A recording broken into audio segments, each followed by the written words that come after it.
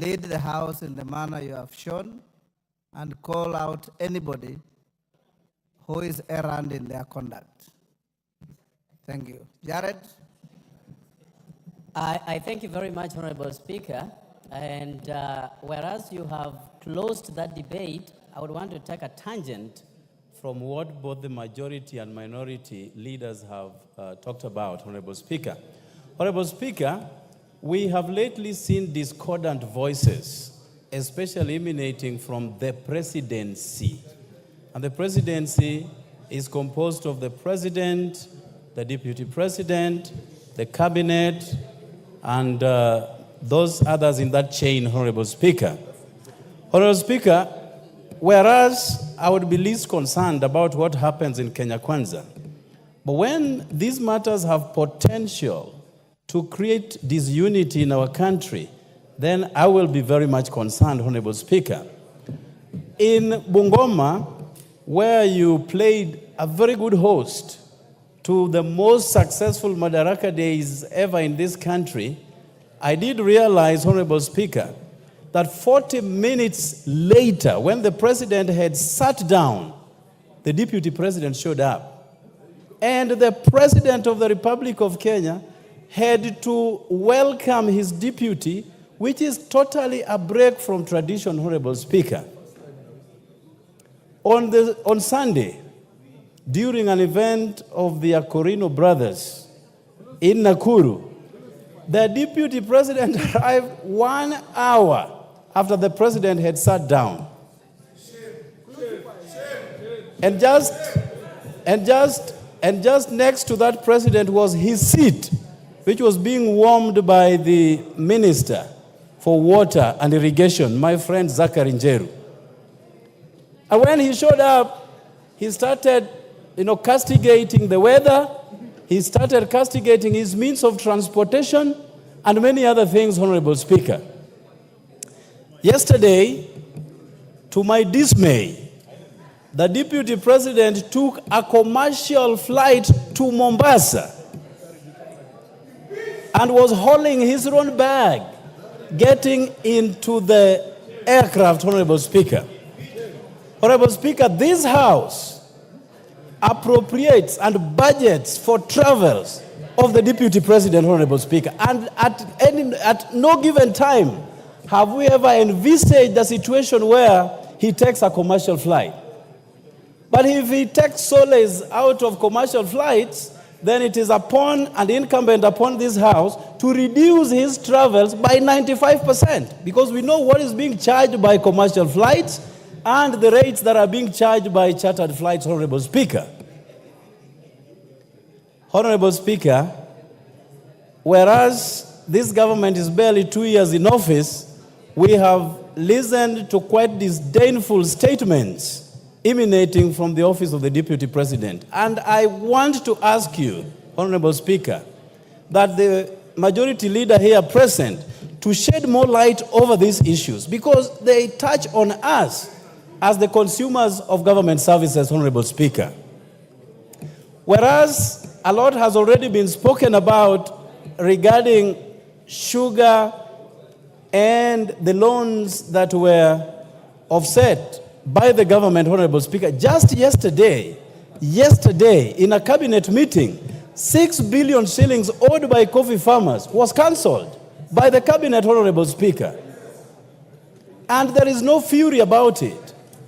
But when the same government cancels debts owed by government-owned sugar mills, then it becomes a matter of concern by one particular governor of Nyeri, Honorable Speaker, who has since abrogated himself the role of a spokesperson of somebody else, Honorable Speaker. You know, I've always believed that governors are so busy. Your point. I've always believed, Honorable Speaker, that governors are too busy to even indulge in issues holding brief for others, Honorable Speaker. So, Honorable Speaker, these are fundamental, germane, and salient issues that, left unchecked, have the potential to create bigger problems for this country that we all love. So I implore upon my very good friend, Honorable Kimani Ichung'wah, the MP for Kikuyu, to shed more light on these matters. Otherwise, if there is a real problem that the deputy president is suffering, that as a house we can help him solve, then this is the right platform.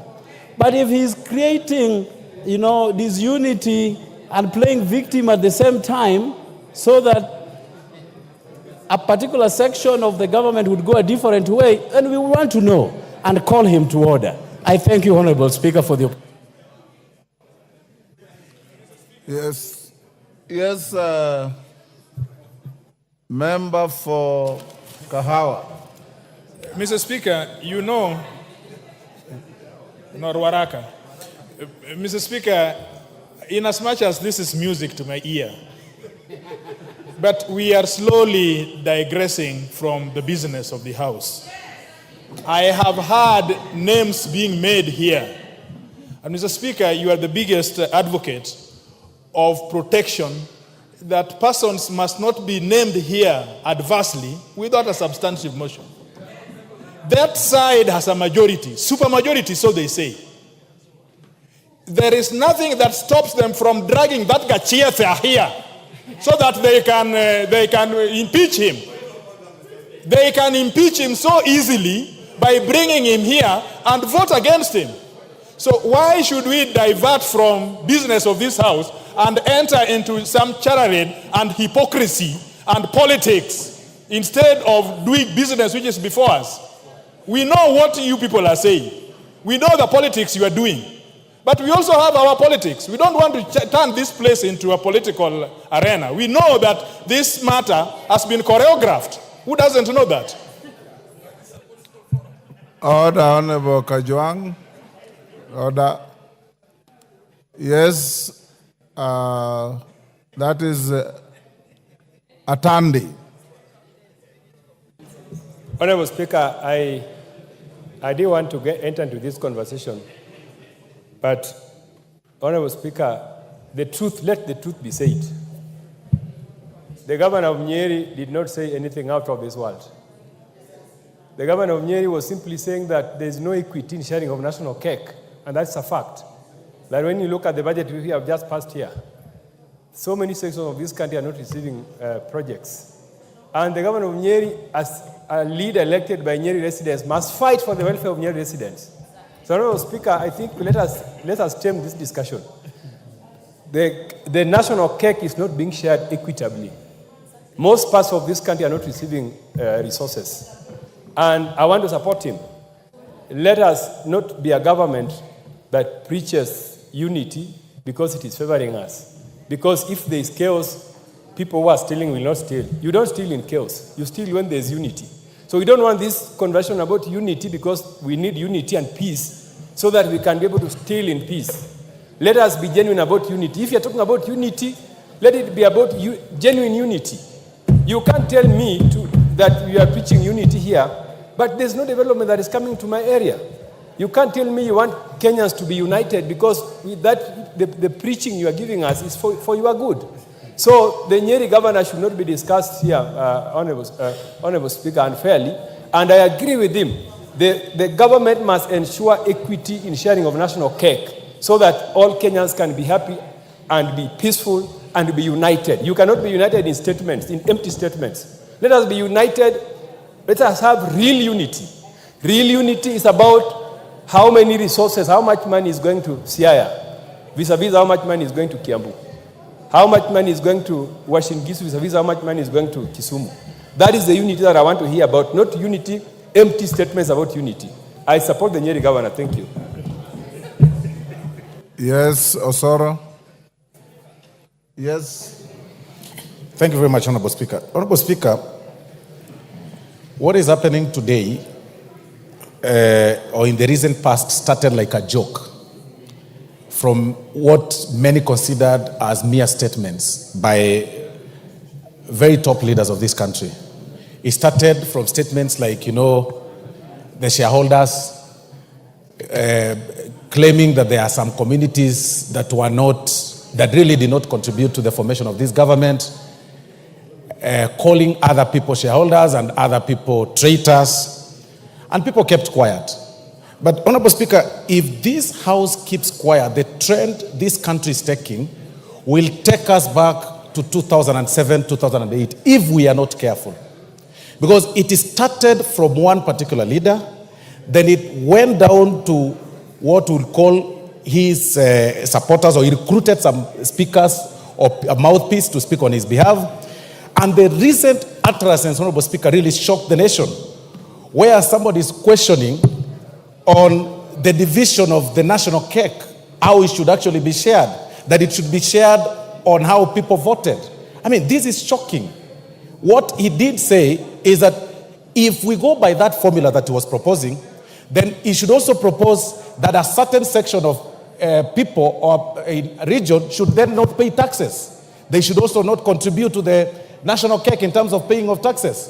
That is exactly what the governor of Nyeri meant. And that is extremely selfish, being extremely selfish. But more important, Honorable Speaker, to what Honorable Okello has raised, yesterday was a bit embarrassing.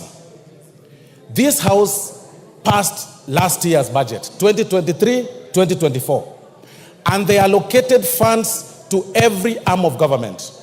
The executive got their vote, and in particular, the presidency got a budget to help them run their affairs. Every member of this House and even members of public know very well that each office is well equipped with a team of people, with a team that helps people that move around, the executive, members of the executive to move around, like His Excellency the Deputy President. It was a shame, Honorable Speaker, to see His Excellency the Deputy President moving around, carrying a bag, in as much as one wants to pull some PR stunts, and I say this, Honorable Speaker, with tremendous respect. We should question, it is about time we question the members of staff that work with His Excellency the Deputy President. Where were they when he was carrying the bag? Where were they when they were taking pictures, and some of them, of course, standing behind him as he pulled the bag, which looked very empty, Honorable Speaker. And I think it must have been bought from the airport, Honorable Speaker. Because in as much as we appreciate the fact that... Order, Honorable Soro. I think what Jared Okello asked was legitimate. But let's not digress into discussing the conduct of the person, of the Deputy President. Jared Okello asked whether, and I saw it in the reason I allowed him to ask that, seek that statement from the majority leader, is that the person of the Deputy President of this country is a responsibility of everybody. His movement to any part of the country has security implications. How he travels, who he travels with, where he goes, has security implications. So I saw it in the context that it is not a matter that is normal to see our Deputy President towing a bag on the air side to the aircraft, because you have appropriated resources to facilitate the work of the office of the presidency. That is how I understood Okello's concern. And Okello was seeking the majority leader to assure the country whether this is something subnormal or this is something that is near normal, or somebody is saying is the new normal, but in security terms, it is not normal. And that's what I expect the majority leader to tell this House. So anybody who seeks to speak to this can only confine yourself within that context. If you start discussing the personal conduct of the Deputy President, I will not allow you. Yes, KJ. What's your point of order? Mr. Speaker, I was seeking to find out if the leader, the whip is in order, and you have guided so well, Mr. Speaker, on the points that we have to confine ourselves into. But the whip was also deviating into even taking a mickey on very serious professions, Mr. Speaker. He's talking about the Deputy Speaker taking a PR show to the runway. And I would like for the whip to understand that PR as a practice in itself is a very respectable profession. But most importantly, you also got to understand, Mr. Speaker, and I have to put this straight, that the Deputy President is on record saying that he is a product of the drama festival. He has acted on stage, in plays, even at the University of Nairobi, Mr. Speaker. So if he decides to put up a play, it is not the place of the whip to call him out on putting up a PR show, Mr. Speaker. Mr. Speaker, the Deputy President is very serious about supporting the talents in this country. Only a few days ago, Mr. Speaker, the Deputy President was there for the launch of the Bahati show, Mr. Speaker. We might have had a continuation of the same show on the side, on the runway of at the JKI, Mr. Speaker. So, Mr. Speaker, I was seeking to find out if the whip is in order to take a mickey at very serious professions.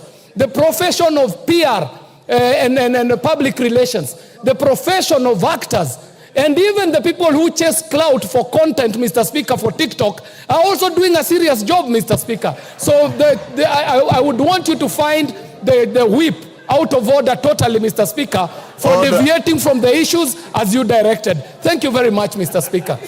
Order, honorable members, honorable KJ. The act of a Deputy President towing a travel bag on a runway is not a display of talent. And it cannot be. Yes, Osoro, wind up. Thank you very much, Honorable Speaker. Honorable Speaker, I stand guided, and I'll not delve into the conduct of His Excellency Deputy President. But Honorable Speaker, nothing stops any member of this House from bringing the conduct of His Excellency Deputy President, especially when it's a shame to the country, Honorable Speaker. But if it's a reality show, as Honorable KJ has said, then I think it's important for us to appreciate him and say reality shows pay, and the young people have also shown that clearly reality shows are paying. And in fact, people are saying even TikTok pays. And the very first time I saw that video, Honorable Speaker, His Excellency Deputy President towing the bag was actually on TikTok. Honorable members, reduce your consultations. Wind up. Thank you, Honorable Speaker. So generally, Honorable Speaker, what I'm saying is that members, any public officer, any public servant, Honorable Speaker, right from the top, His Excellency the President, downwards, to all those people that have been given the privilege to serve in this country, should be careful on the utterances they make and their conduct in public. And it's at this point sometimes, Honorable Speaker, that we ask whether clearly NCIC is operational. Because at this point, we should be seeing the Governor for Nyeri being summoned and questioned for his utterances against a certain community and profiling some communities as lesser human beings, Honorable Speaker. And we should also be seeing, the people raising questions on Chapter 6 of the conduct of even some members, senior members of the executive, on how they carry themselves in public. But to also applaud the Deputy President, Honorable Speaker, and appreciate him for deciding to spend less, and use a commercial flight to Mombasa. That is now what we want. That is how we move around. That he is able now to pay. Zamzam, wind up. Asante sana Mheshimiwa Spika. Na mimi nataka nielezee wabunge wenzangu mambo yanayotendeka si mambo ya kucheka. Mheshimiwa Spika, sisi tunajua majukumu ya naibu wa rais. Na hata kama leo pengine Mheshimiwa Spika wewe pia ungefanywa hivyo, tungesimama hapa kuweza kukutetea, kwa sababu kuna bajeti ambayo imewekwa na tumemwona mara kadhaa akilalamika kuwa ndege imemwacha, ameambiwa sijui kuna hivi na vile. Kwa hiyo kuna shida katika taifa letu, na mimi naomba ikiwezekana Mheshimiwa Rais na Mheshimiwa Naibu wa Rais waweze kukaa chini, haya matatizo yaishe, kwa sababu Kenya ni yetu sisi sote. Na hata alivyoongea yule governor wa kule Nyeri, amezungumza makosa, kwa sababu ugavi wa rasilimali unafaa uende sawa katika taifa nzima, Mheshimiwa Spika. Na kama alikuwa anataka kutetea pengine naibu wa rais, asingetumia matamshi yale, kwa sababu yanazidi kuleta sintofahamu. Kama ile mashini ya miwa kule, ilikuwa ni haki wao kupewa fidia kuweza kuregesha ule mtambo wa miwa, Mheshimiwa Spika. Lakini kwa yote ile pia sisi kumuona katika ndege ambao ni abiria wa kawaida bila hata security, Mheshimiwa Spika, ilikuwa inatatiza ile image ya taifa la Kenya, Mheshimiwa Spika. Kwa hiyo mimi naomba, na nimeona hata wabunge katika mikutano wakizungumza, wakirusha cheche za maneno. Wakati huu Wakenya wana matatizo, bidhaa zinapanda juu. Inafaa wakati huu tuwe tunaongea juu ya finance bill, Mheshimiwa Spika, lakini tetesi ambazo zinakuja katika taifa hili wakati huu ni vipi Deputy President anatembea, naibu wa rais ametembea na begi, sijui imekuwa vipi. Kama kuna matatizo, mimi naomba hasa wale ambao wako upande wa mrengo ule, sisi tulizoea matatizo yetu, manake tulipigwa mkatucheka na sasa kimewaramba. Lakini yote tisa, muweze kukaa chini, muweze kutatua matatizo yenu. Hata mkimshika leo spika wa bunge hili, kwa vile yuko mrengo ule, nione mtu anamletea na ile haki zake za kimsingi anapokonywa, kama mama Zamza, mtasimama nitazungumza, kwa sababu akipatikana yeye leo, kesho mwingine atafanziwa hivyo. Tumeona hata kule kwa rais aliyostaafu kumetokea pia tetesi. Mambo haya yanafaa yakae chini, kila mmoja apate haki yake, na tuangalie sasa maslahi ya Wakenya. Asante sana Mheshimiwa Spika. Mkunji.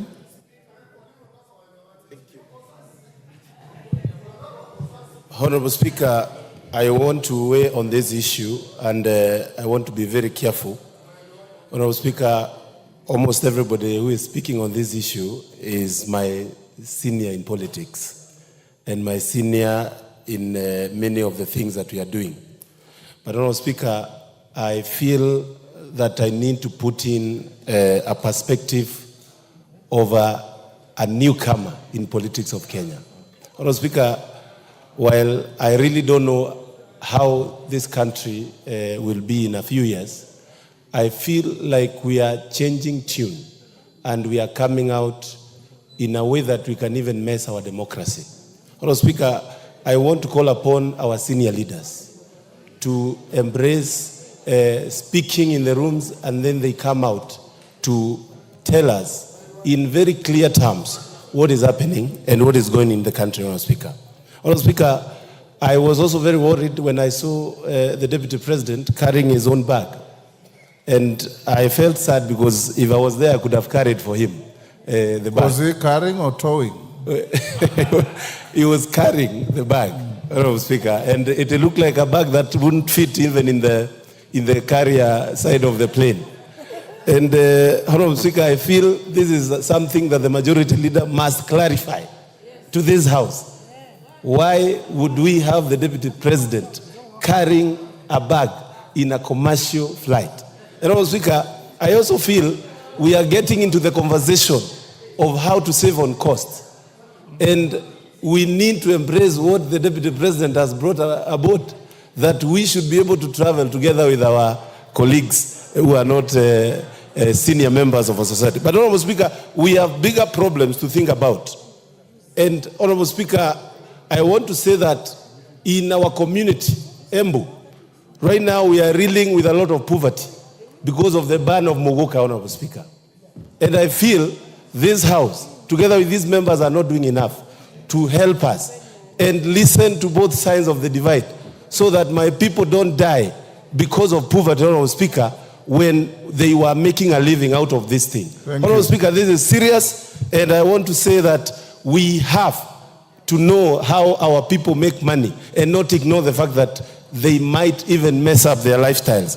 Honorable Speaker, while I'm finishing, I also want to say that reading the standing orders, I'm happy with your guidance that we should not, without a substantive motion, speak about characters of our senior leaders, especially leaders in the caliber of the Deputy President and the President. So we are still learning on how to handle these things, but I would really urge, even us here as members of Parliament, especially from this government side, we need to even have a kamukunji and speak and guide our leaders if they are not guiding us right. And that will really help us as we move on And I hope the majority leader has heard me. Thank you, Honorable Speaker. Junet? Yes. Mr. Speaker, this matter that has been raised by Honorable Jared is really a matter of national importance, because we are dealing with the offices of the President and the Deputy President. The Presidency. Office of the Presidency is saying, Wanjala, the MP for Budalangi. Mr. Speaker, yesterday I watched in the social media the Deputy President carrying a bag in the streets of Jomo Kenyatta. What struck me, Mr. Speaker, in that episode, as somebody who has traveled a lot, is the kind of bag the Deputy President was carrying. That one really struck me. That kind of bag is not for the Deputy President. That bag is for something else. Another thing that struck me in that episode is what was the content of that bag, because the Deputy President could not even give it to his bodyguard. He had to hold it himself in person, Mr. Speaker. What could have contained in that bag, Mr. Speaker? I don't know whether a committee of this parliament can get to know for us what is the content of that bag that you cannot even trust with Ngunjiri Wambugu was behind him, that he hold for me this bag, Mr. Speaker. I don't know whether Mr. Speaker, those are the two things that struck me in yesterday's episode, political. But having said that, Mr. Speaker, why are we discussing this matter here? The only place that can hold the presidency accountable is Parliament, Mr. Speaker. They are held accountable here, constitutionally. You know, Mr. Speaker, you can hold somebody accountable in the sense that if it is your responsibility to dismiss him from the job he has, then you are the only one who can hold him accountable. It is a clear provision in the Constitution that this is the house that can remove anybody who occupies those offices, Mr. Speaker, and you are a senior lawyer.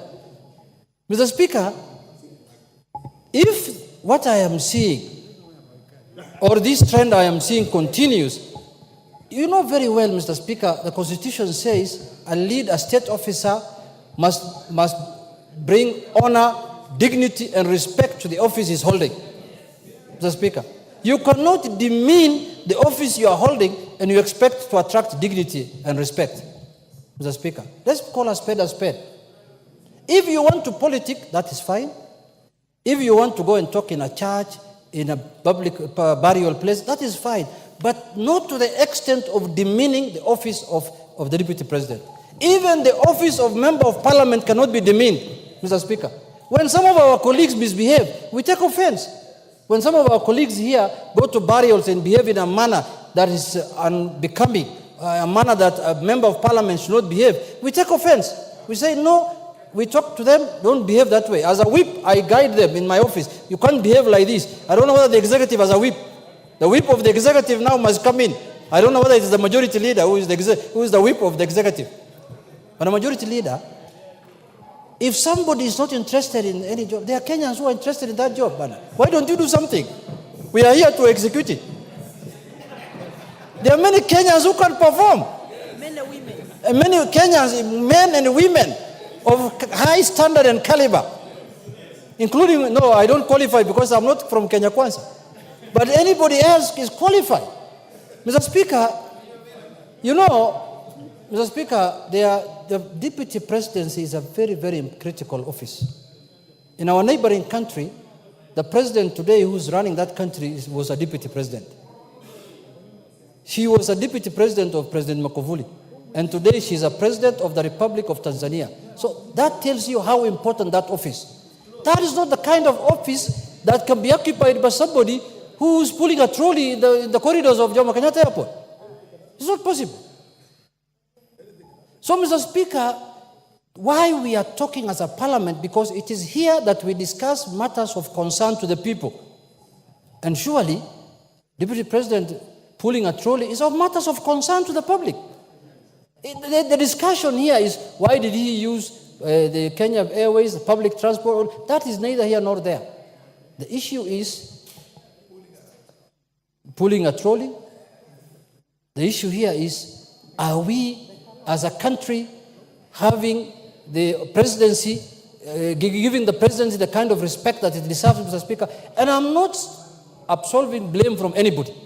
Anybody who has not done his work, he can be held accountable. But Mr. Speaker, let me conclude by saying this. Mr. Speaker, people take these offices casually. And somebody thinks that if I become a deputy president, I cannot be held accountable by anybody. A member of parliament will hold you accountable. And the Constitution has given him that provision to hold you accountable.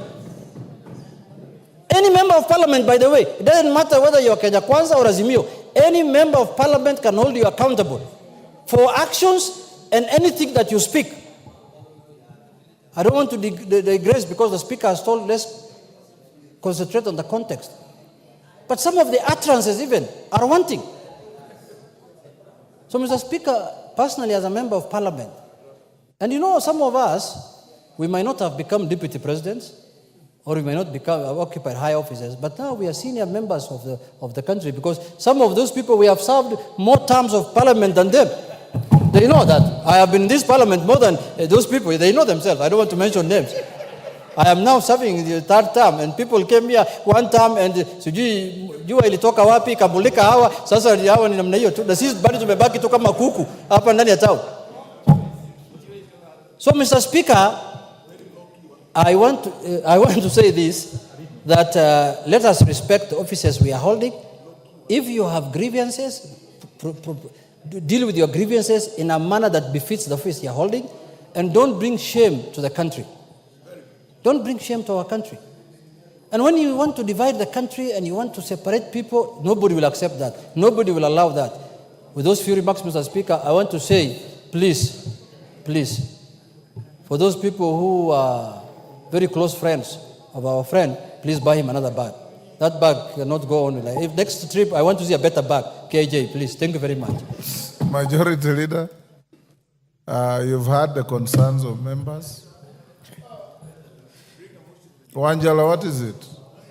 I've given the Majority Leader an opportunity to tell the House the concerns of members, and I want to repeat. Sit down, Wanjala. The conduct of the Deputy President of the Republic of Kenya is not under discussion here. The issue raised by Jared Okello was very clear.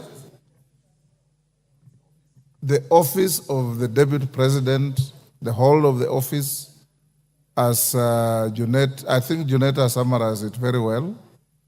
Now we want the leader of government business in the House, the Majority Leader, to assure the House and the country that the dignity of the office of the Deputy President is not at stake, and more importantly, that the Deputy President is provided with resources to discharge his duties and responsibilities in a manner that brings honor and dignity to the office.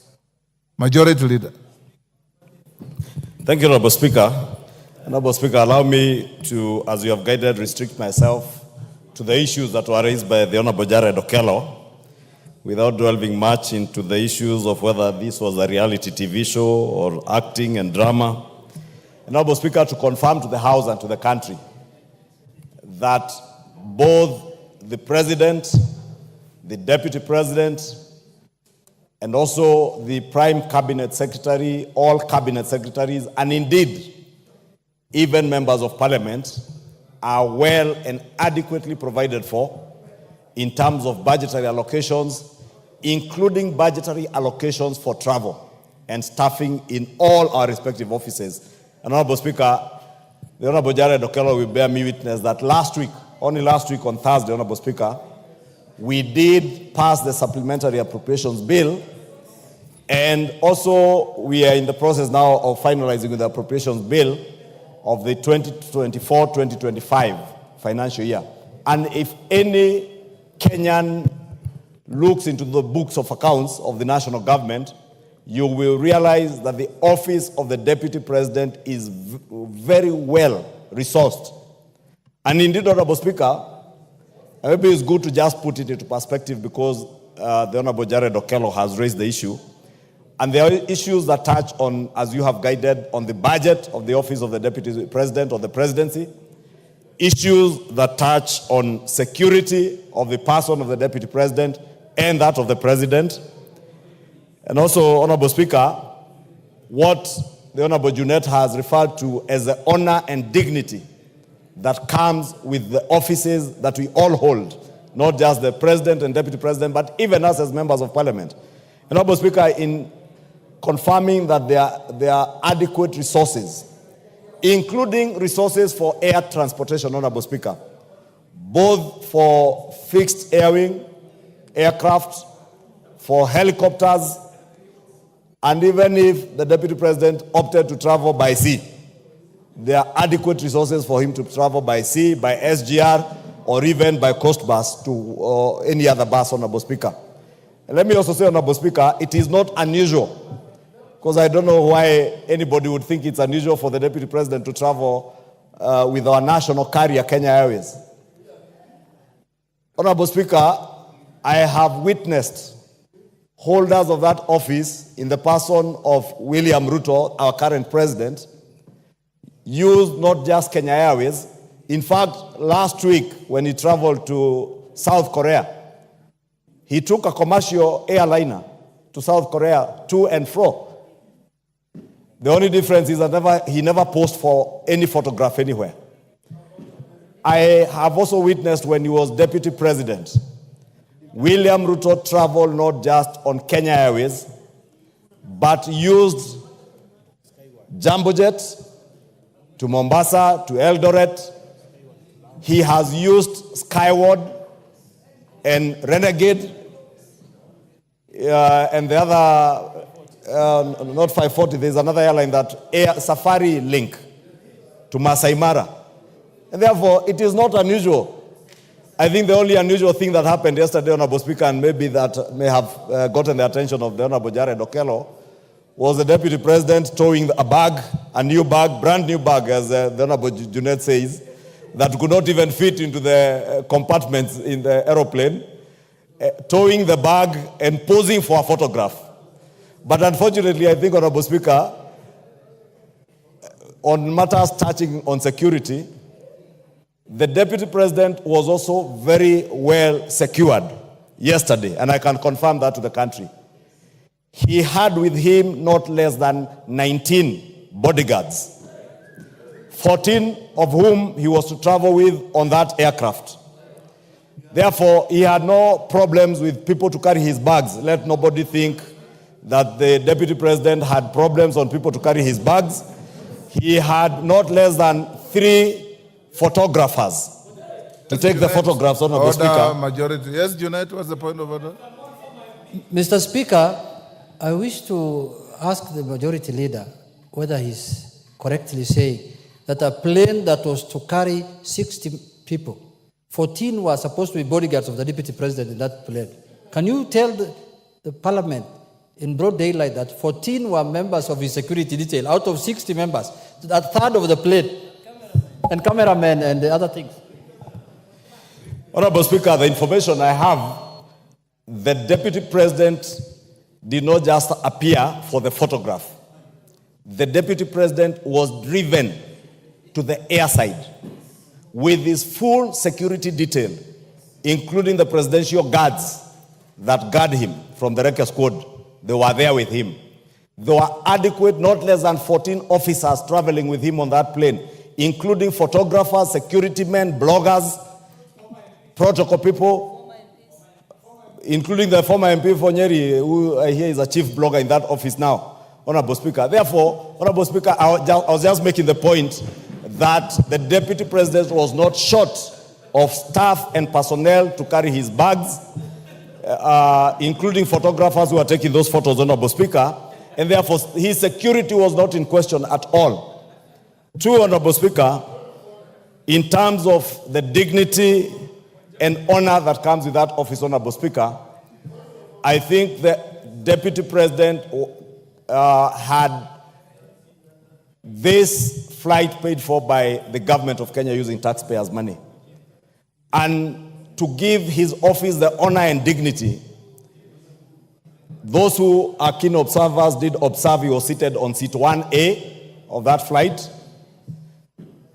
The chief blogger in his office, the former member for Nyeri, was seated on seat 2A, That's in the business class, Honorable Speaker. And others, including his security officers, I think 2 are seated in the business class with him, and many others were seated in the economic compartment. And therefore, let me assure the country that the Deputy President within that flight was very safe. There is nothing unusual in him taking commercial flights.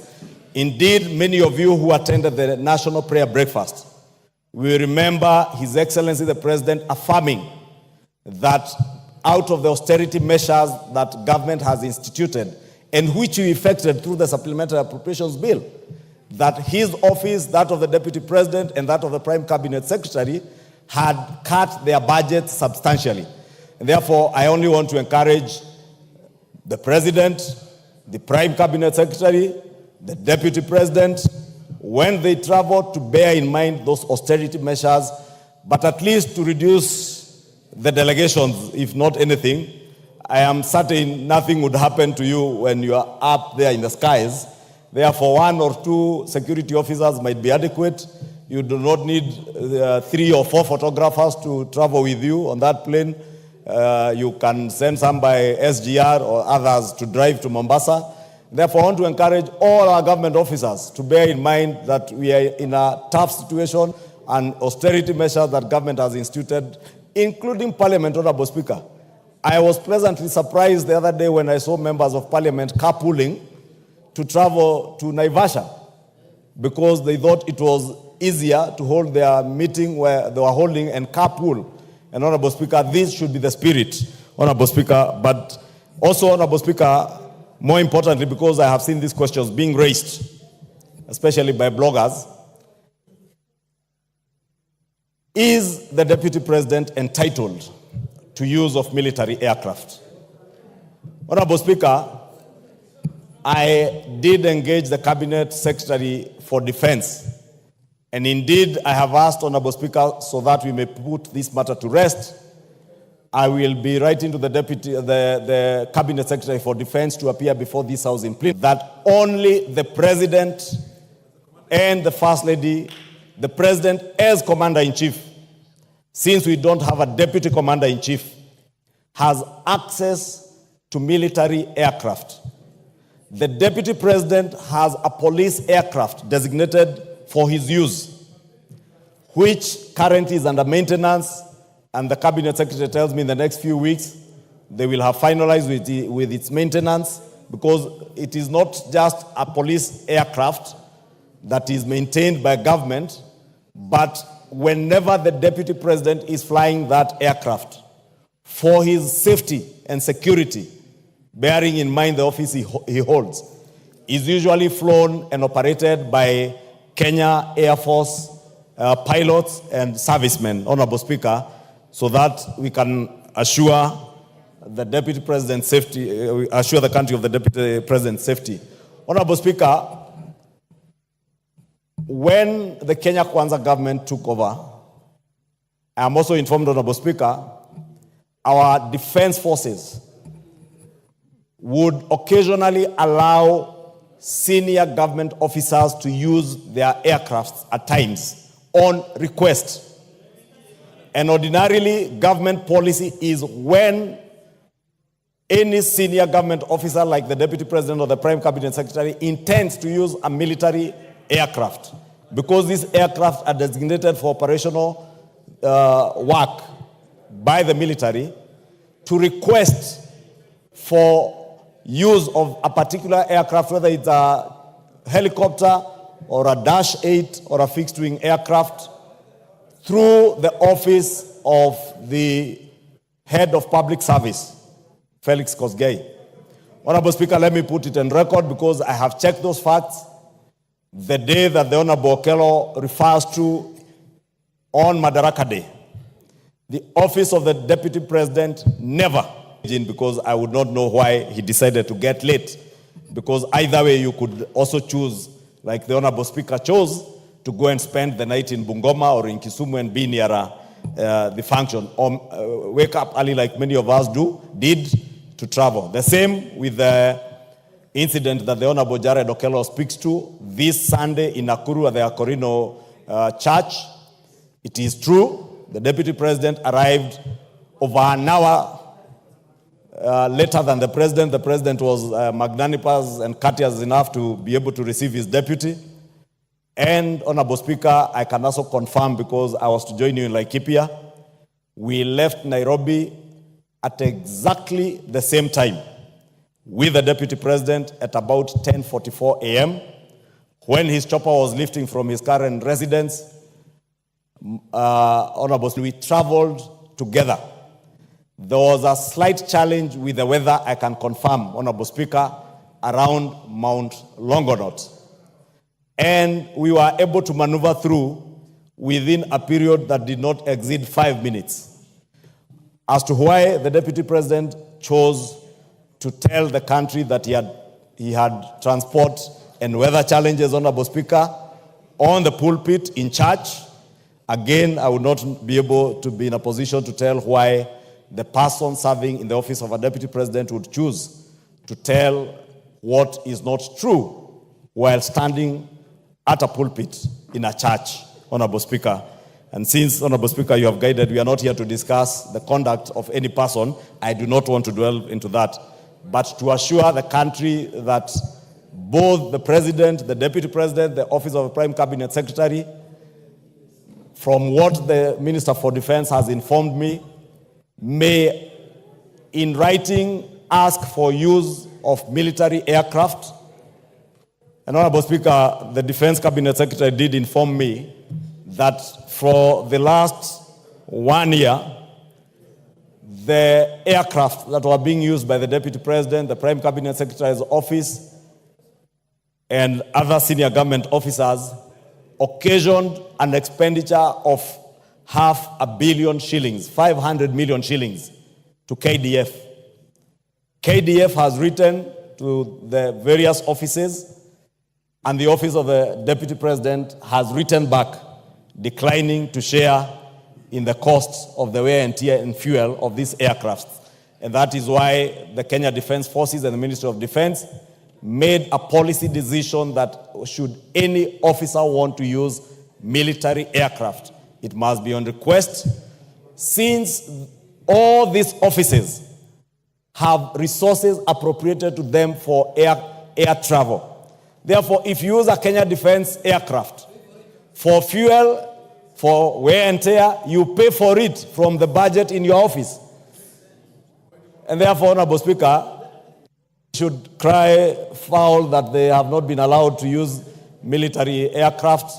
Only the President, as Commander-in-Chief, has unfettered access to use of military aircraft, but that aircraft that is designated from the Kenya Police, that is under maintenance, and I must insist, that maintenance, Honorable Speaker, you've seen what has happened in our neighboring country and our compatriots in Malawi, and may the Lord rest the soul of the Vice President of Malawi and the people who perished in the air crash, in internal peace, Honorable Speaker.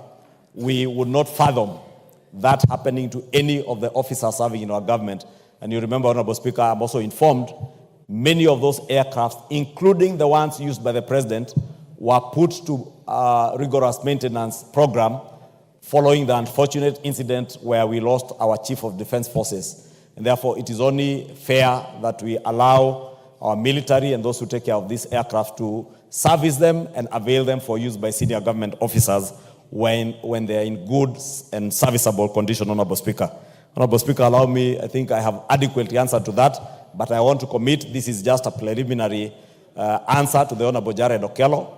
I have since spoken to the Defense Cabinet Secretary and asked him, I'll be writing to him to come and appraise the House as to exactly how senior government officers should move, how secure the aircrafts they are using are, and how often they service them, and any challenges that they may have with those aircrafts, Honorable Speaker.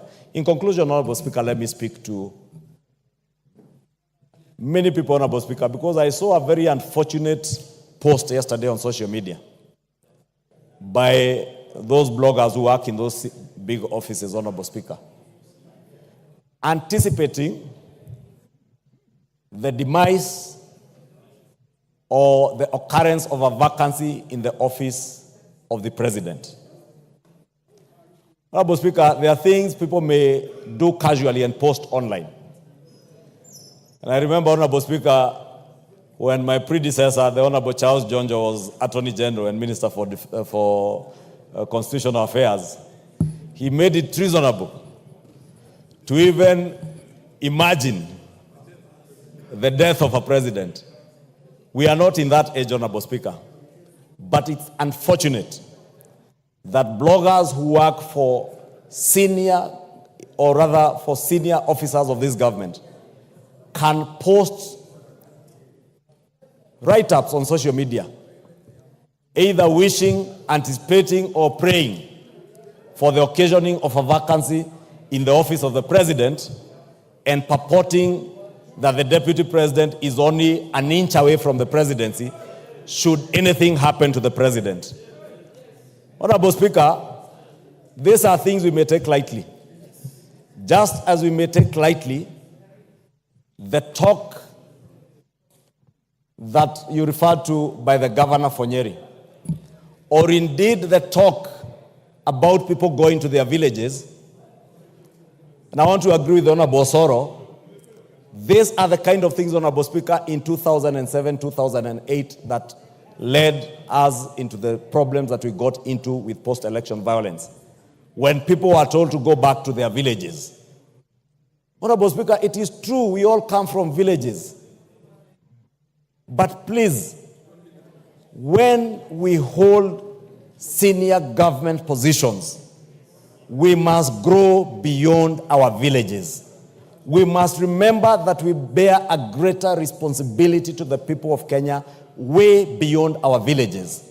And whatever words we utter out of our mouths, Honorable Speaker, must be words that unite the people of Kenya, not those that create divisions. Because if you create division, Honorable Speaker, you are bringing dishonor. And, Honorable Speaker, dealing a big blow to the dignity that the office you hold would have, Honorable Speaker. Lastly, as I said, Honorable Speaker, over the weekend elsewhere, respect is earned. Respect is earned. Honorable Speaker, there are members of parliament here who have suffered. Members of parliament from Nyeri will tell you how much they have suffered. The women rep for Baringo County, if she had an opportunity, Honorable Speaker, she would tell you the unpalatable words that have been used to describe her. Honorable Speaker, and I said, let us earn our respect as leaders. If I demand respect, let me respect the member of parliament for Baringo County. Let me respect the members of parliament from Nyeri. Let me respect the members of parliament from Mount Kenya and across the country. Who do you want to inform?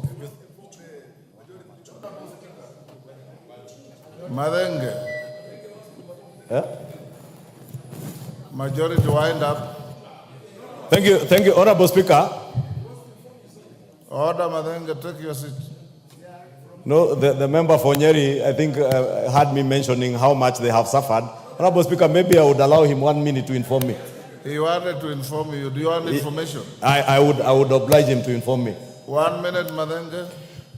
Thank you, Honorable Speaker. Honorable Speaker, I speak on behalf of the 6 elected members of parliament in Nyeri County.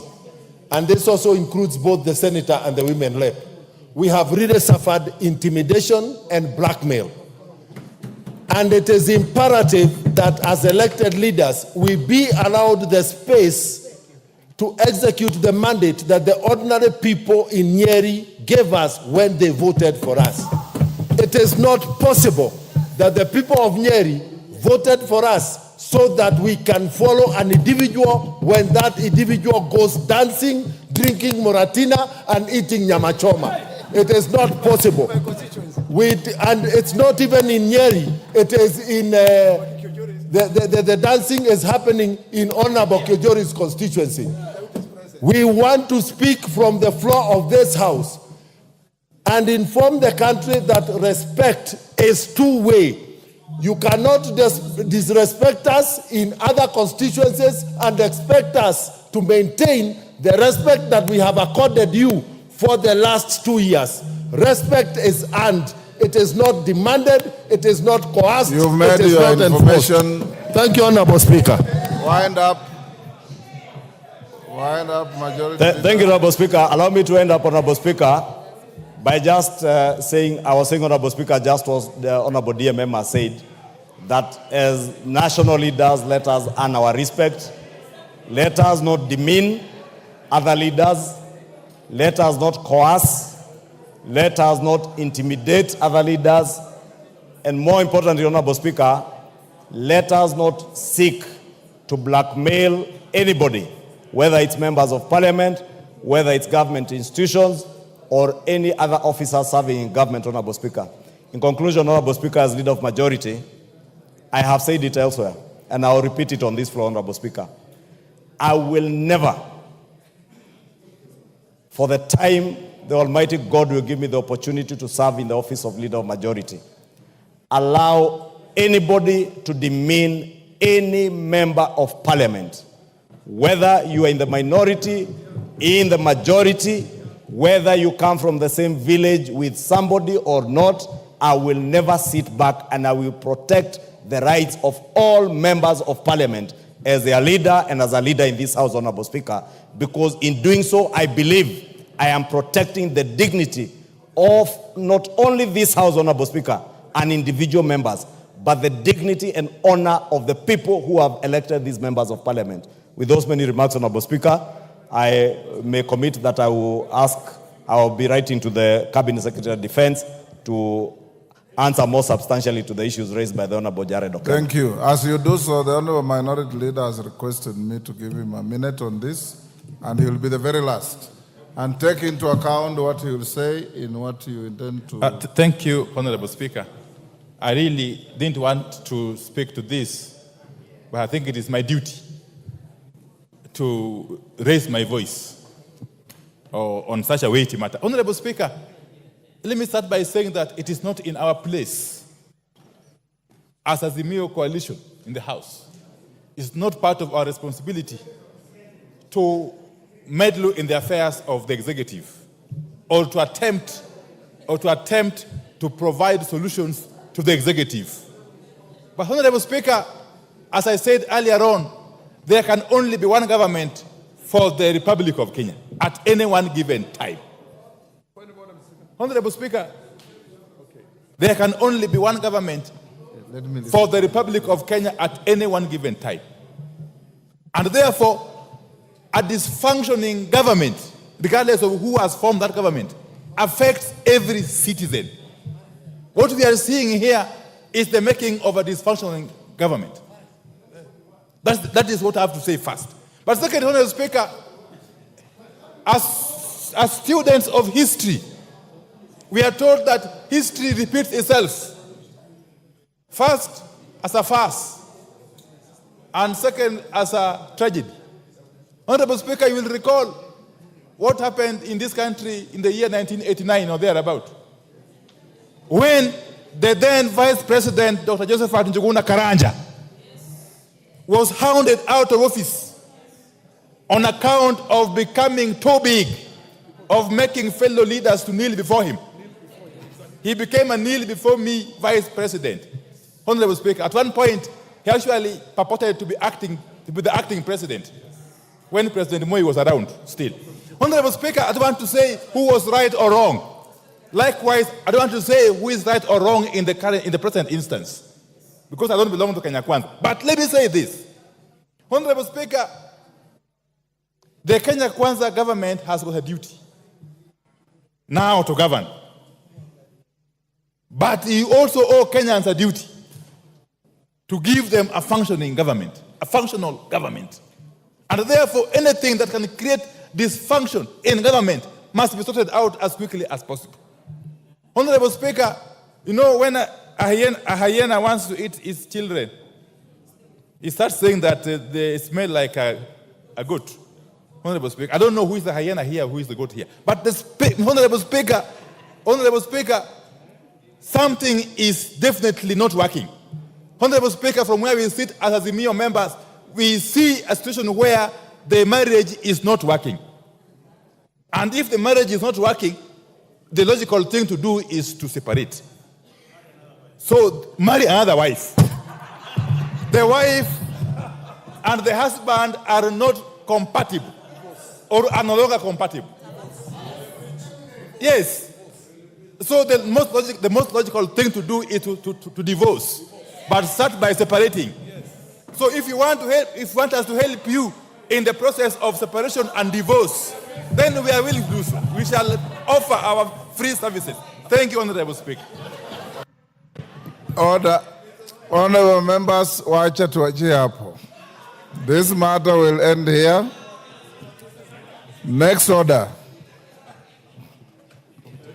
Next order. Order number 11, Committee of the Whole House. All honorable members, will you be upstanding? We are going into a committee of the whole.